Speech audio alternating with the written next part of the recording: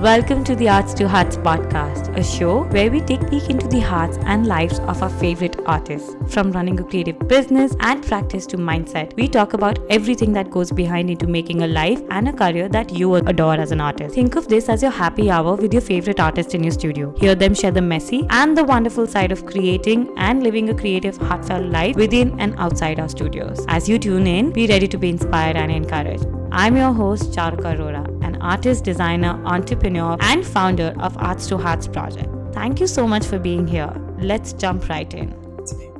Okay, Alicia, would you like to introduce yourself to our listeners and tell us a little bit more about yourself and what you do? Sure. So again, my name is Alicia Puig. I'm the curator and co-founder of Pxp Contemporary. I'm also the co-author of the Complete Smartest Guidebook, which Kat and I have been so proud of. It has been, I guess now almost a year, maybe like 9 months, but getting close to a year mark of it being launched last year. And it has now made its way to thousands of artists across the world. So we're just so excited and happy that a few blog posts eventually turned into this massive, over 325-page book. In addition to that, I also guest host some episodes of the Create podcast. And I am an arts writer, so I write for a number of publications, including a new one coming very soon that I'm very, very excited to share. So yeah, that's a little brief intro about me, and I'm looking forward to sharing more. I can't wait to know more about you and all of that you do.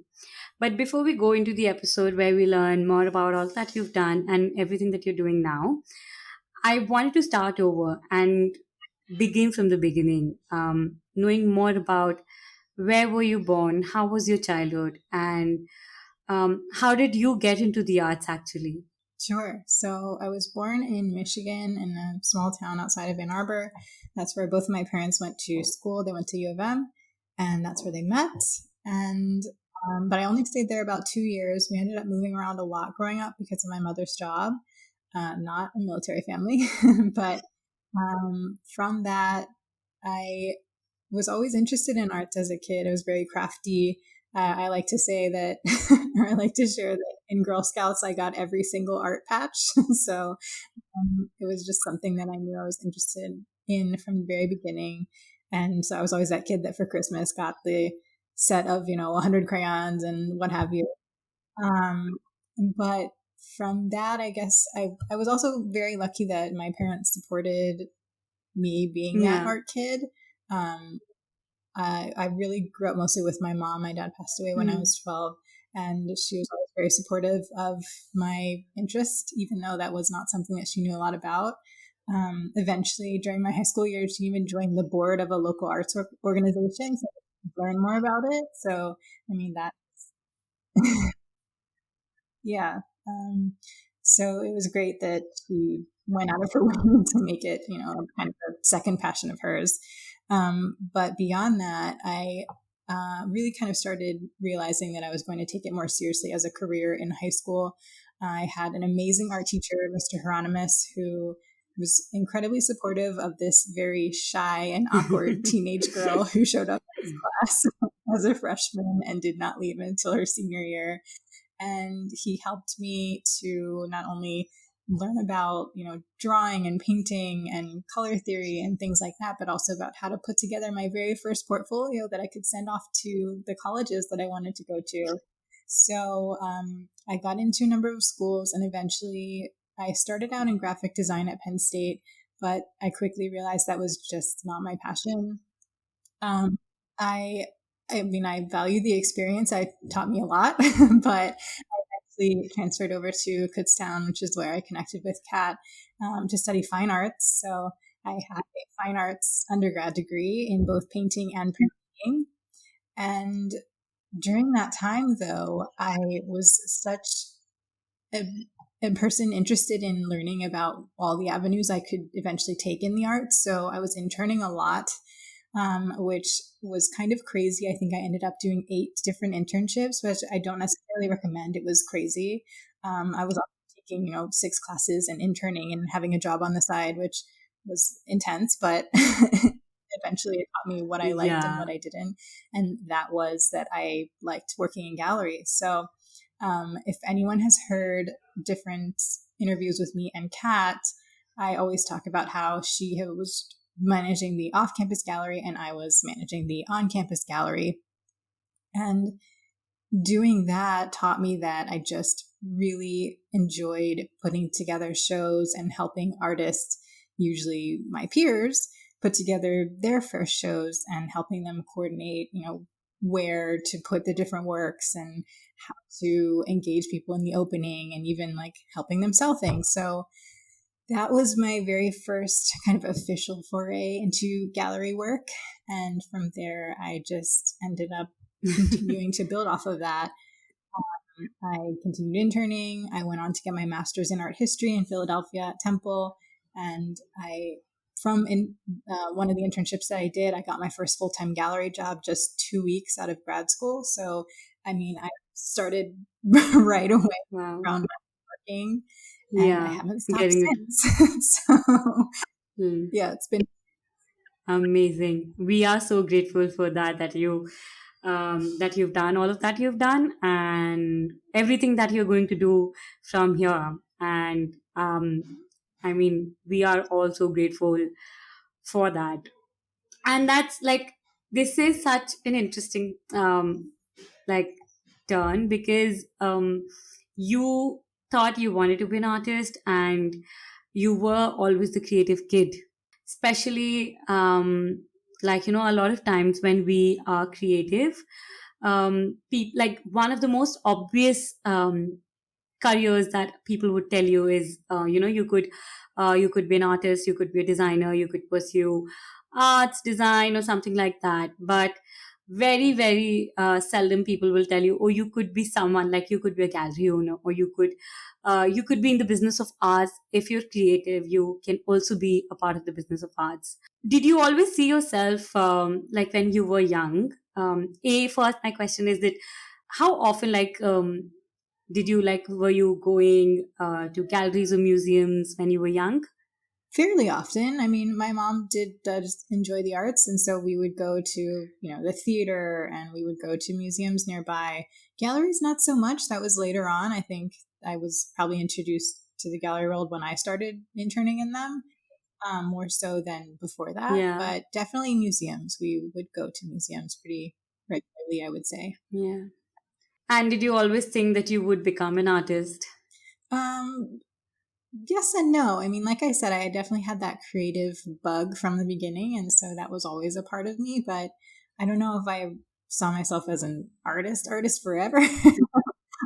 But I knew I would be involved in it in some way. But I think, like you said, when you say you're interested in the arts, people think, oh, either you're an artist or maybe you're a curator at a museum. I think that was probably the only career path that I kind of was introduced to. But it's interesting because there are obviously way more options than that. And that's not the path that I ended up taking. I did do internships in museums to see if that was my interest, but ultimately decided that's not the path that was for me.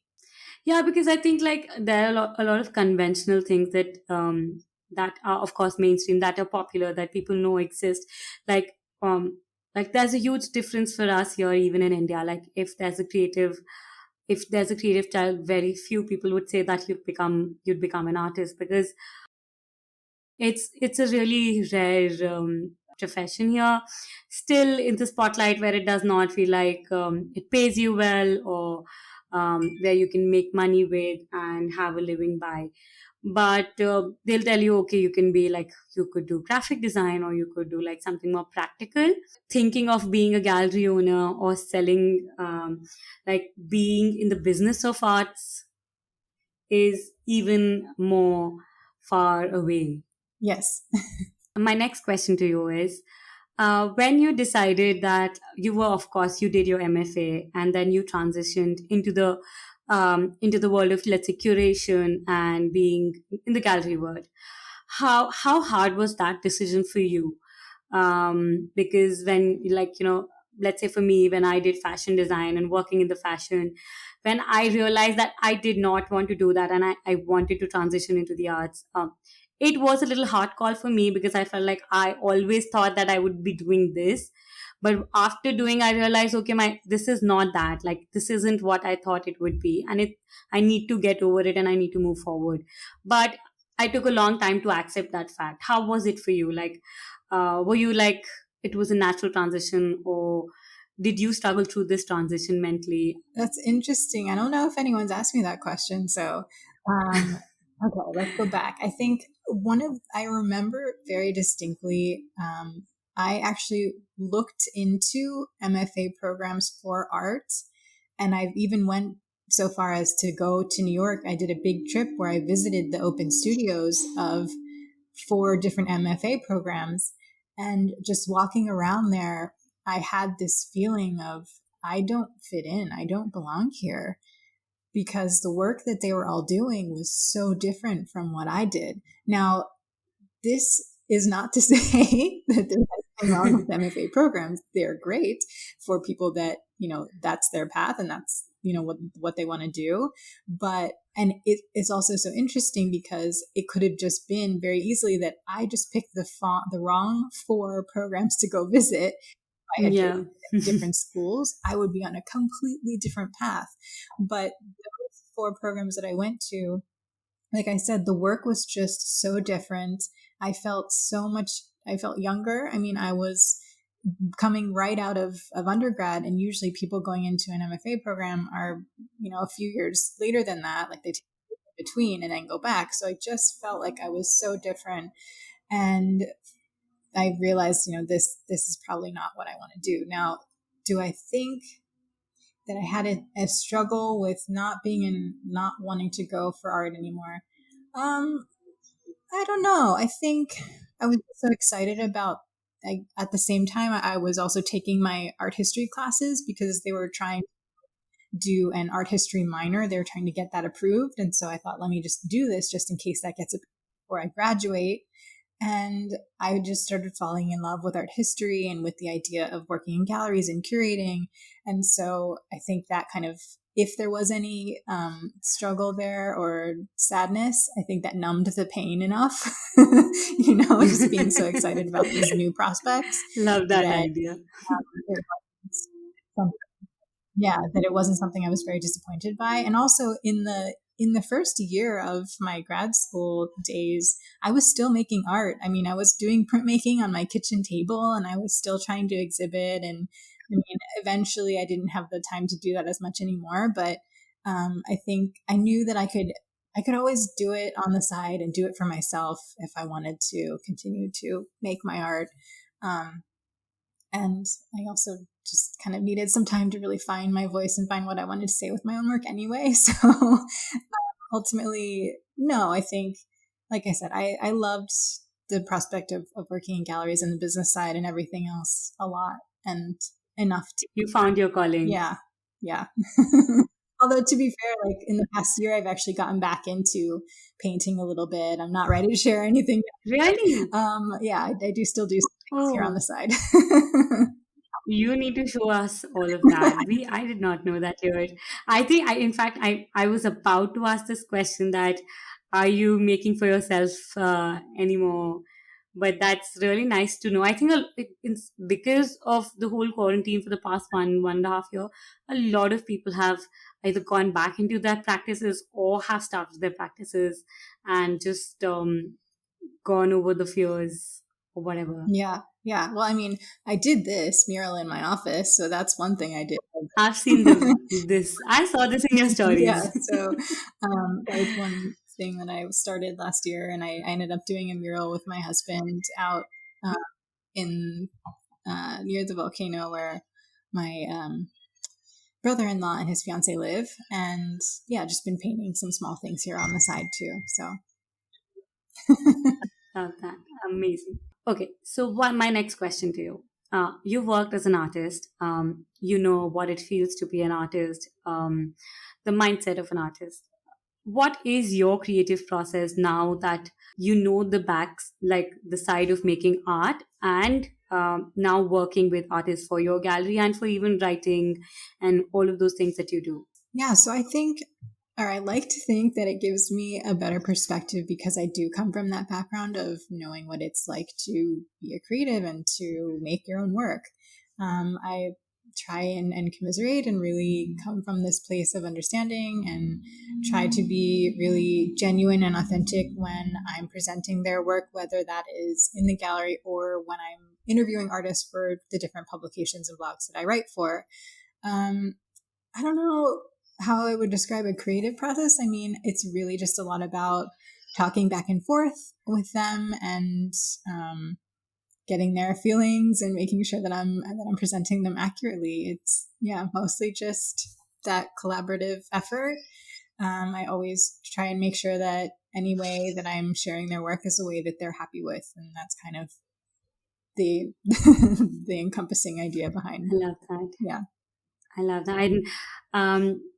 I love what you've said, because on the contrary, a lot of times we have these assumptions that the galleries don't work in the favor of artists, and like a lot of things. In fact, you have really proven that it's not like that.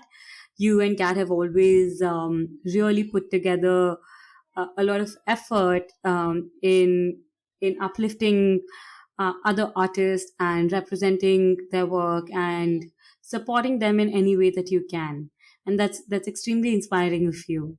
Let's also talk about how you start. Like, my question is, how did PXP come to life actually? Yeah, of course. I love Did you always think you wanted to have a gallery when you got into it? How did this happen? Sure. I love this question.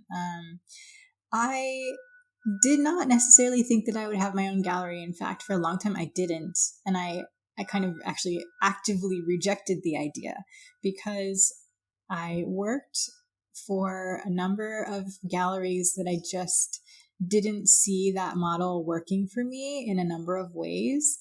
And so that discouraged me. The very first gallery that I worked for, I loved it. It was run by two women. They were just an incredible dynamic duo. I think that also taught me about the power of collaborating with partners, and especially women supporting women. I mean, the two of them are amazing. And that gallery has been in existence for over 30 years. So it just tells you the beautiful things that can happen when two amazing women get together and like crush it.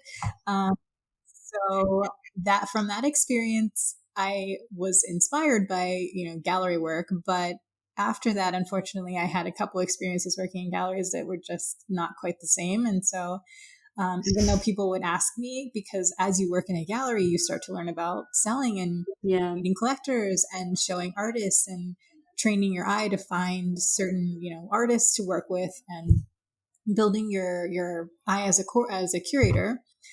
And so people did ask me, are you going to eventually have your own gallery someday? And like I said, for a long time, I said no, because I just didn't see the ways in which these galleries were operating as something that spoke to me. But then I had kind of a life-changing experience. I moved to Amsterdam for a year with my now husband, and I worked for 2 galleries there who were just doing things so differently. And I realized, there's no rule that says I have to have, if I open a gallery, it has to be like X. I can do what I want. It's my business. And so based on that, and based on Kat's very loving nudges, convinced me finally that 2019 was the year I should start my own gallery. And luckily she helped me by being kind of my silent partner and the other P in PXP. And so we launched in 2019. We knew that we wanted it to be an online platform because it's kind of like it's definitely a partner business to create. And so that was built very much online, even though we have the print magazine. And we always were supporting artists through print and through the magazine and through digital interviews. But one thing that they had mentioned that they wanted is a place to not only be featured, but also to sell. And so that was the main reason for starting PXP, besides also having my experience. And we launched in May 2019. We sold a piece before we even opened. I remember you seeing the launch. Such an interesting and amazing validating experience. I think that was the sign that we needed, or that I needed, especially, to know that this was the right thing to do. And we've been doing really well since then. The first year was a lot of... You recently... You recently celebrated PXP's Second, second year's anniversary. yes, I can't So believe it. congratulations on that. Thank you. Can't Can you believe it's been 2 years? No. Okay, which actually brings me to my next question. You opened your gallery in 2019. The world went into lockdown in 2020. We all know how it went from there. Um, how That means you've actually operated majority of your business time during, like, in the pandemic till now. How has that been for you? I have to admit, March last year, March to May was very scary. I mean, as a business owner, but I just kept telling myself, Yeah, all I have to do is bunker down and survive right now. So, and if you saw last year, the very first thing I did actually was do a different commission split to 90-10, so that what I did sell would go majority to artists, because at the very beginning I knew they were struggling yeah, too. So, um, yeah, and luckily absolutely. I've been okay during this. I've had continuous writing gigs and other ways of making income. So I haven't had to worry about the gallery money. So I've really just been able to continue to build it from there, actually, because after May, we continue to have our best months ever. So May was our best month. Last year, May was our best month ever. And then August was our best month. And then September was. And then October was. And then so it just, I mean, I never would have expected that in something like this, but it just went amazingly well. And so I'm, of course, very grateful, very thankful, but also it means so much in terms of good things, not just for me, but for the artist. Like, that is the core of the business. Yes, the money comes to the gallery, but it goes out to the artist, and that is what we want to be doing. So I'm very happy that things ended up going really well, because then it just allowed us to reinvest into the site and continuing to optimize it and make it even better, so that we can continue to grow and, of course, serve more artists. That is the ultimate goal. So I'm lucky, but it went well. It actually went really, really well over the past year. I can't complain. Wow, I love that. I love that.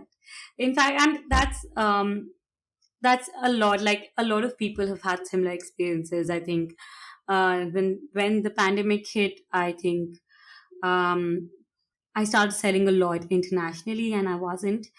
Um, and I did not. I felt like when I thought, okay, everything's coming to a halt, everything is closing down. I felt like, oh my god. I mean, who's going to buy art right now? Thankfully, I'm not 100% dependent financially on my art income, so that just did not make me panic. But something really beautiful and very unexpected happened, because I think since a lot of us were spending time online, a lot of us were spending time in our homes. We just we just wanted to see, like, to have an experience that only art could give us, be it in form of cinema or Netflix or even art. And a lot of people actually bought art during that period, which is nice and everything good. I mean, which is wonderful, because a lot of artists were, but also at the same time, a lot of artists were struggling.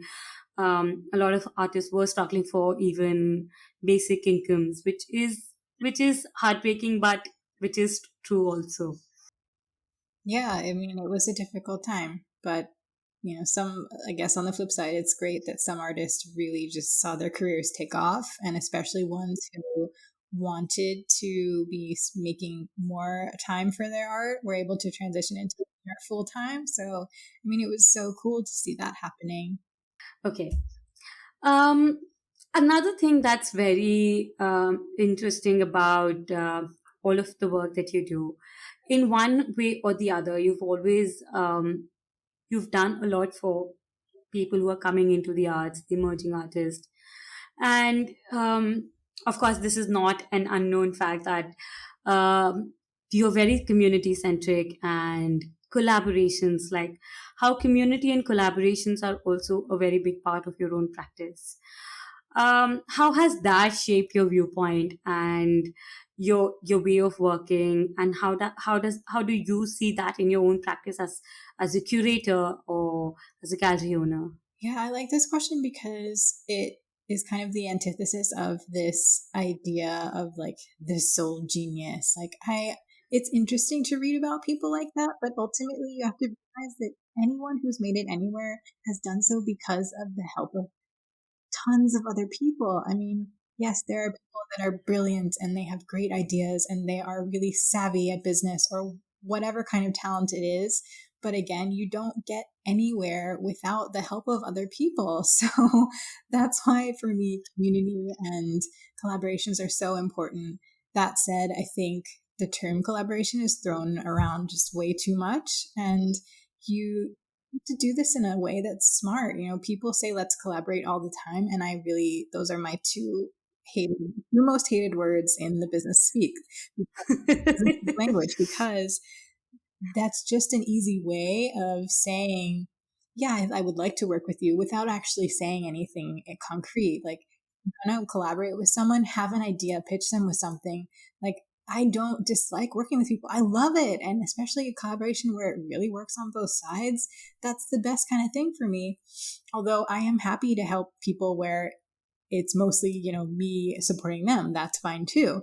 But ultimately, you really need to think about why this collaboration is important and in what ways, you can support as well. So I try and always, if I'm pitching someone or if I want to collaborate with someone, I do it in a way that just really makes sense. And I share authentically like why I want to work with them. So, yeah, those are kind of some initial thoughts I have about collaborating, but it's been a big part because it's so helpful. It helps you get to a higher place in your career faster. I think one thing that I wish I was better at early on was networking. I was just so shy and I let that get in the way.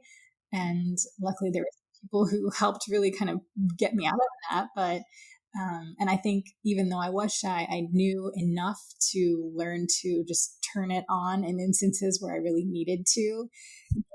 Like shaking my boots or like sweating a little bit, but ultimately, yeah, a lot of us are introverts, but you have to know Yeah. when to just push yourself out of your comfort zone a little bit to talk to someone or to email someone. Even, I mean, really nowadays, there's like no excuse because you can reach people. That's the cool Yeah. thing about us being so virtual. Like I'm based in a small country with where the art scene is, it's not New York. So yet I'm still able to connect with curators, with other galleries, with amazing artists around the world. So Yes.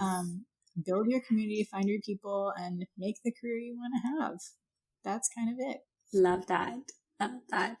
Would you also talk about how did you find your community? Of course, we know that you and Kat have been together and have known each other. But do you did you have any struggle in the beginning where finding like-minded people, finding opportunities that felt fair? Because of course, let's be honest, that a lot of people would come to you and say, okay, um, they want to work together, collaborate, but are they real opportunity for you sometimes? If they're not paying you, is it enough for you to help you grow in some other way, or is it helping you in any other way? Or also, I think, like for me, sitting in India, a lot of times, I just my wavelength, my way of doing things or approaching work is very different, and I feel like sometimes it just does not match. And even if it gives me anything monetarily, I would just not end up enjoying that. And sometimes it's also about someone not being there just yet in terms of finance, let's say, but I would love to work with them because we share the similar values. I may not gain something monetarily, but maybe something in other ways. And basically, my question is that how did you find your collaborators and your community of like-minded people? This is so important to bring up because I think embedded within your question is this idea of boundaries and how to really set them and be aware of Yeah. them. And that took me a long time because at the beginning of your career, you just want to open so many doors for yourself and meet as many people as possible. And so you often say yes. And that was helpful. That did indeed get me to a lot of different opportunities and great things. But as you start working and you, especially with someone like me, where I have a bunch of different jobs that I do, I cannot just continue to say yes to everything anymore. So, like you said, it is so much about, even if it's not an opportunity that is compensating me monetarily, is this a person that I want to support? Is their attitude or their vibe something that really works with me, that I agree with, or that I feel connected to in some way? And if that's the case, then it's often worth it to continue anyway. But even if you're getting paid, if it's for a company or a brand or a person that you just don't align with, or you can feel even in the initial like email contact back and forth that they're going to be a difficult client to work with, like, I will just say no. I will absolutely just say, this is not for me. Thank you so much for the opportunity, but it doesn't seem like a fit right now or ever. So you have to be honest with yourself, but I think that's something that you learn as time goes on. I think it was a big shift probably from 20s to 30s, and I think being in my 30s now, Yeah. I'm a lot more in tune with what I'm okay with and with my boundaries in general. Yeah. But just in terms of working with the gallery, I do get asked that question quite a bit, and it's so interesting that artists have all of these ideas of what a gallery looks for, when in reality, I'm Yeah. basically looking for a small handful of things. I don't care about your Instagram follower account. I don't care how active you are. I don't care if you've been in 50 shows or 5. I care about your work, if it fits within the price range of my gallery, because I'm an affordable art gallery. There are people that sometimes send $1,000 works, and it's great, but that's not my jam right now. And trust, that's probably my biggest. And besides that, just, are you a person that I want to support? I mean, a lot of my gallery artists, I know about their families, or I know about their kids. I know, when they have a new baby and different things about their lives, or, what their dogs even. So it becomes a true relationship. And actually, that's something that I've seen basically with every gallery that I work for. The gallerist that has these relationships with artists the longest, they become like your friends, like your family almost. So those things are more important than everything else. So keep that in mind when you're applying. I think the best, and I've also said this a lot of times on the podcast, the best thing about working in the arts is the relationships that we get to keep. I don't know if it happens in another industry or not, how it works other ways. Now, being on the side of being an artist, also being on the side of creating more opportunities for artists, I think just the thought of connecting with each other and finding belongingness, because I think creative people, especially like I, for the longest time, did not find that wavelength, the people that I could feel connected to. Like I felt like they knew what I was talking about. They got me. And the moment you find those people, the connections that they bring you, the belongingness that they bring you, it's just too precious. And we belong to the same community, how we share. I mean, I haven't said this yet, but the last past 2 months have been really, really difficult for me. But we I think this is the first time you and I also talking here face to face. But we've spoken here and there and in our communities and groups. All of these people that I still have, I'm closely friends with, are all virtual. But the amount of support I have received, I don't think I ever thought I could receive this amount of love and support. I mean, I just can't even put in words. I just can't. Just the thought that there are people who sitting across oceans and who are just checking on you about how you're doing, and just being there irrespectively, and just having that support system with your own people of your own community, it just feels wonderful. Yeah, well, I mean, just commenting on that really quickly, I think it's a testament to you because you get back what you give out. So, like I said at the very beginning, when we started this community with Create, and then when Kat expanded it with, or I guess expanded it, but also made a niche with Art Queens, really, this is exactly what she was hoping would happen for people to just kind of really find their voice and then shine their light and share and make these platforms and even more communities and different things. So the fact that you've been able to do that and you've really stepped up and made this new platform for yourself and for artists like you has, I mean, it's no surprise that then people connect and they want to support you. Like that is exactly the mission that we want. And it's been coming to fruition in so many ways. And It's like a full circle. I'm so grateful for to all of you. I think every day we always keep saying this. There's so many hard days, and I look up to all of you. You, Kat. There's so many other people, and I find the courage to keep moving, keep doing something, even when it's hard. And I think that's what my question is, that um of course there are like there's so many business side, all of these things that comes with anything and everything, either if it's the process of making art or working with artists. But what really sticks you within the arts? Where is your heart? Why are you doing what you're doing? Like, if we remove everything, if we remove, like, the whole setup of selling art, making art, all of that, if you would choose what you're doing right now again with no incentives, what would be one reason you would still do it?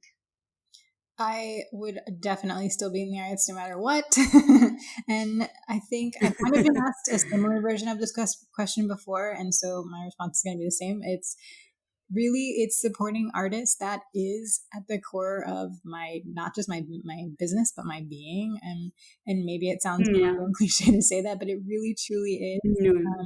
From the beginning, I mentioned like working in the student gallery at Kutztown. I just so enjoyed helping my friends put on their shows versus me being in the studio. That I realized was so much more fun for me. And so I get to do that every day. And I was telling someone the other day, oh, I think it was Shelby. I had a podcast with her, and and we were talking about just, making art and making your business and connecting with people. And I was saying, I can't believe that my business, my work is that I get to pick artists that I love and just share their work with the world. That's my job. Yeah. And the same thing, Yeah. the interesting thing is I not only do that with the gallery, but I do that with writing. I do that with podcasting. So that is Yeah. the thread tying all of the things that I do together. I get to find artists that I think are truly amazing and share that. That's it. Love that. That's what I love. Love that. Love that. You've been doing a great job with that, and I'm sure you'll do way more magical things that all of us can even imagine. And I'm excited. I'm rooting for you here. Okay. My one last question before we get to my favorite round. Okay. But I just wanted to ask because, of course, a lot of artists listen to this podcast, and since we've spoken about a lot of your how you came into the arts, your business, and everything. But I thought it'll be a nice idea to give a little giveaway to people who are listening. I'm sure they would love your advice or your inputs um, on how they can represent themselves online, even if it's on their own or working with another gallery or representative or a dealer. How they can support themselves more during these times and have more visibility uh, within the industry.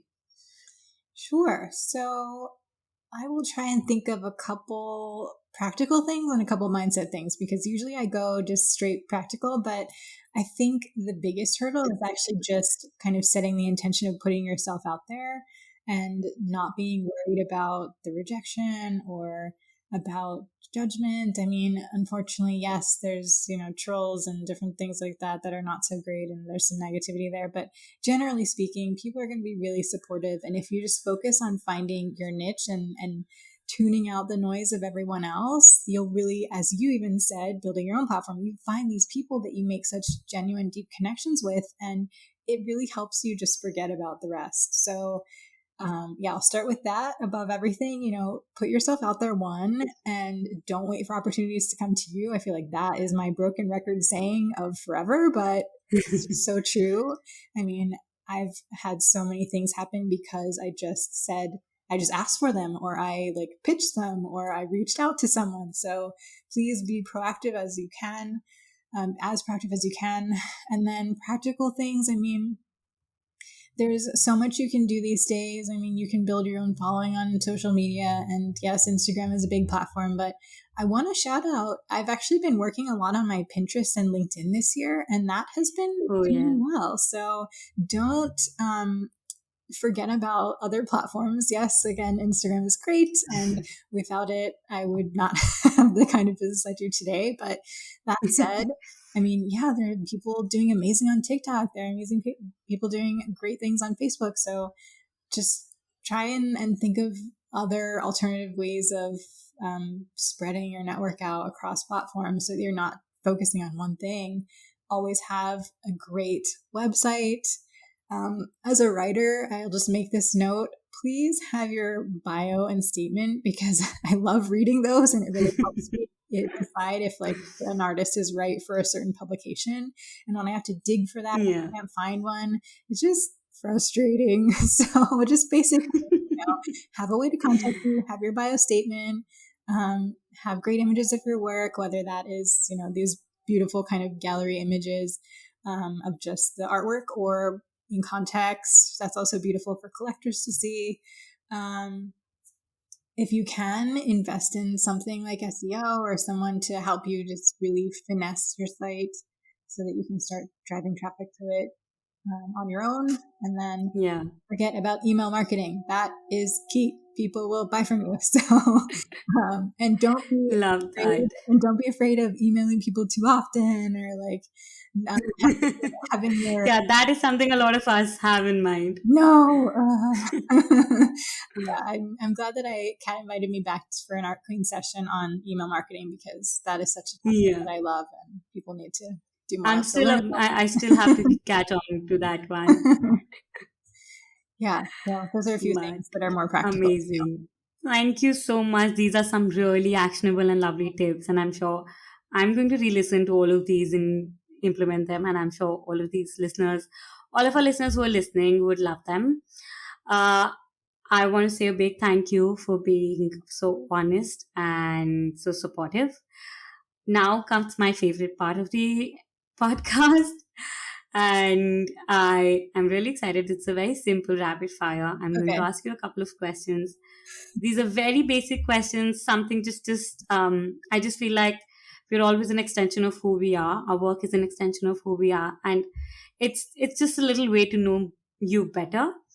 So the only thing that I would like to say is that you have to be quick. Just say whatever comes to your mind. There's no right or wrong. All right, let's do it. So are you ready? Ready. One thing you want to convey through your practice in the arts? That emerging artists are really important and we should support them. Yes, let's write this in gold. What's one word that describes you the best? Oh, a listener. Oh, love that. Okay. If you could have a physical gallery anywhere in the world, where would you have it? Ooh, Jesus, this is a tough one. This has to be an impromptu. I guess Philly, because I have such a tie to it. But also, I mean, it would be, I have one here too in Costa Rica somewhere. Anyway, one of those. Yeah, so we'll have both. Yeah. We'll have both and many more across the globe. Yes. Yes, love that. And I'll come visit you everywhere then. Your biggest source of inspiration? Oh, I mean, art. Other artists. Other contemporary artists. Yes. Your age when you visited the museum for the first time? Ooh, I don't remember, but I'm sure I was quite young. Yeah, probably like younger than 10, I would assume. I've actually added this question purposely in this rapid fire because, there's this, you've had the chance to be in like close to all of these museums and galleries so young, but um, for the longest time, I felt really underconfident and like hesitant to accept the fact that I hadn't gone to a museum for a very, very long time. I think the first museum I ever visited is, we had these very conventional, these are like very old museums, like, but not the arts museum, because we did not have a mainstream art culture here in India. The first I think I went was when I went abroad, and just because you go abroad, you have these like, I wasn't even interested arts like an artist. And a lot of artists who are today in the arts and a lot of people in the arts haven't visited museums or galleries for quite the age. And I just wanted to include, and I wanted to know how many of us are there yet. Yeah. So you are of the early risers. Well, I think it was probably with schools. Like I do remember going on field trips, and so we'd all get on the school bus, and there'd be like a few parent chaperones, and we'd go somewhere. Yeah, I think I Love remember. that. Lucky one. Yeah. Okay. Who is your favorite woman artist? From any point of time? You know, no, I have too many, but okay. Right now, I'll just say I Okay. love Helen Frankenthaler from history, and today I'm like obsessed with Tatiana. I'm not going to say her last name right. She's a Brooklyn artist. She's really great. Please send me their links. I'll Yeah. ask for them links, and I'm going to link their work on the show notes, and I'm going to indulge in their work as well. Yeah. Okay. Perfect. I love finding new works. So if it's coming from you, I'm sure it's going to be great. Yes. Okay. Who is your go-to person when you're in trouble or in need of an advice? Ooh, it depends on what. So life advice, my mom. Advertising advice, my husband, because that's what he does, and general business advice, Kat. Wow, you are really organized. I have my avenues. Yes. Okay. If you were to meet younger Alicia today, what advice would you give her? Don't worry about other people, what they say or think. Love that. Okay. I love that advice, and I'm going to take that even today. Shout out to an artist or more than one who is currently on your heart list / you're loving. There's this artist that I really want to interview. I'm not sure for which platform yet, but it's Kate McLean. So yeah, hopefully I'll get on that soon. Super interesting. Since you're keen on that, I'm sure that we'll see her somewhere on all of these places that you are. Yeah. So can't wait for that. That's one. Because there are more, but I'm actually already in progress interviewing them. So yay. Yay, perfect. Then please let us know when you do so that we can also share that. Perfect. My last question. As a curator, as a gallery owner, as an arts writer, and as, let's say, arts expert, what is that one advice that you would give to artists or general entrepreneurs that you feel that if someone would have given you, would have saved you a lot of time and effort? I think I'll go back to something I already said, which is to not wait for things to come to you. I mean, I think some artists get in their mind that like if I ask or if I apply, like the rejection will be the worst thing in the world. And I know it's hard. Yes, it's very hard. I've been rejected hundreds of times, maybe even thousands of times at this point in my career. But again, you have zero opportunity or zero chance of things happening if you don't even ask or don't even try. So just putting yourself out there, it really, really does give you so much of a better chance to have things happen. So that's my advice. That's my encouragement. Do it. Yay. That's lovely. Lovely. Alicia, thank you so much. This has been really, really fun and also a very good learning experience for myself. You've been wonderful and very informative. I just want to say a big thank you for being here. And before I let you go, I just wanted to I just wanted to know if you're working on something that you would like to share with us here and let us listeners know. And where can we find you and support you, and if people want to reach out to you? Sure. So my personal Instagram is at PuigPics. That's just my last name, PuigPics. And I also have my personal website, aliciapuig.com, and that just has all of my various projects, writing, and the services that I offer artists to help them write their statements, resumes, and bios. And in addition to that, you can, of course, check out the gallery at Pxp Contemporary. We have rotating exhibitions, so depending on when this comes out, I'm sure that there will be some show available. And if not more than one, we're going to have a second show opening this summer. So stay tuned for that. Otherwise, if you keep tabs on me and join the gallery mailing list, you'll learn about all the things that I do and be able to keep up with that. So thank you all so much, and I hope to connect with you. Always feel free to send me a note. Thank you so much. That's very kind of you. And thank you again. I hope you have a fantastic day. And I hope we see each other soon again, maybe in person. Yeah. All right. Well, thank you so much. Thank you. Bye. Bye. Thank you so much for listening to this episode. You can find all the details and links mentioned in the show notes of this episode available on www.arts2heartsproject.com. And if you like this episode, please don't forget to tag us in your stories and leave us a review here on iTunes or any of your favorite platforms. It really helps us to keep the show going. Thank you so much. I'm sending you lots of love, and I can't wait to be back here soon again. Bye.